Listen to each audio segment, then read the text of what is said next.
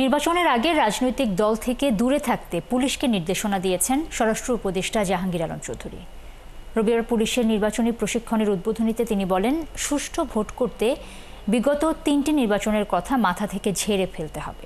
আর নির্বাচনের সময় পুলিশের কর্মকাণ্ডই প্রমাণ করবে কতটা সংস্কার হয়েছে বলেও মন্তব্য করেছেন প্রধান উপদেষ্টার একজন বিশেষ সহকারী। বিস্তারিত জানাচ্ছেন নাদিয়া শারমিন। 2025-এর ফেব্রুয়ারিতে জাতীয় নির্বাচনে ঘোষণা দিয়েছেন প্রধান উপদেষ্টা। তবে আইন শৃঙ্খলা পরিস্থিতি নিয়ে এখনো বেশ সমালোচনা আছে। অন্যদিকে পুলিশের মনস্তাত্ত্বিক বাস্তবতা ও সংস্কার নিয়েও রয়েছে বহুমুখী চ্যালেঞ্জ। নির্বাচন নিয়ে শুরু হয়েছে পুলিশের প্রশিক্ষণ, যা শেষ হবে 15 ডিসেম্বরের মধ্যেই।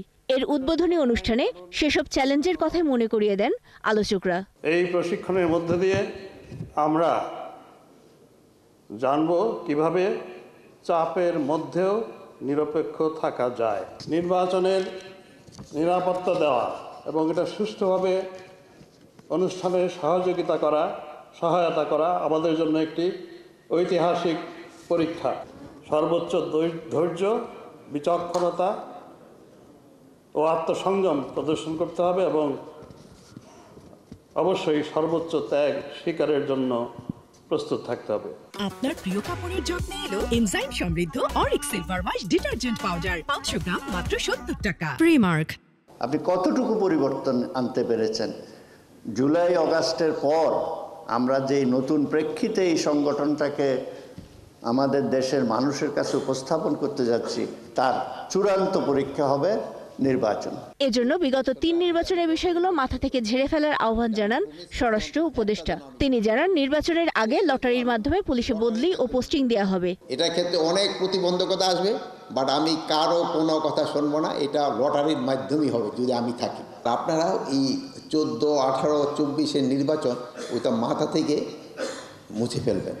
রাজনৈতিক দলের লেজুর বৃত্তি থেকেও দূরে থাকার আহ্বান জানান তিনি। আপনারা কিন্তু রাজনৈতিক দলের থেকে একটু দূরে থাকবেন। আমি এর আগে বহুবার আপনাদের বলছি, আপনারা এখন যদি তেল দেওয়া শুরু করে দেন, আপনাদের কিন্তু নির্বাচনের পর আপনাকে তেল শেষ হয়ে যাবে। এখন যার কাছে যে তেলটা রিজার্ভ করে রাখছে সেই সময় কিন্তু তেল দিয়ে উঠতে যাবে। এই জন্য আপনারা কোনো দলের দিকে যাবেন না। আপনারা একেবারে জনগণের যে আশা আকাঙ্ক্ষা এটা পূরণ করার জন্য আপনারা চেষ্টা করবেন। উপদেষ্টার দাবি, আসন্ন দুর্গাপূজায় অস্থিতিশীলতা তৈরির চেষ্টা চলছে। সামনে দুর্গাপূজায় আবারও সারা দেশে অস্থিরতা সৃষ্টি পায়তারা হচ্ছে।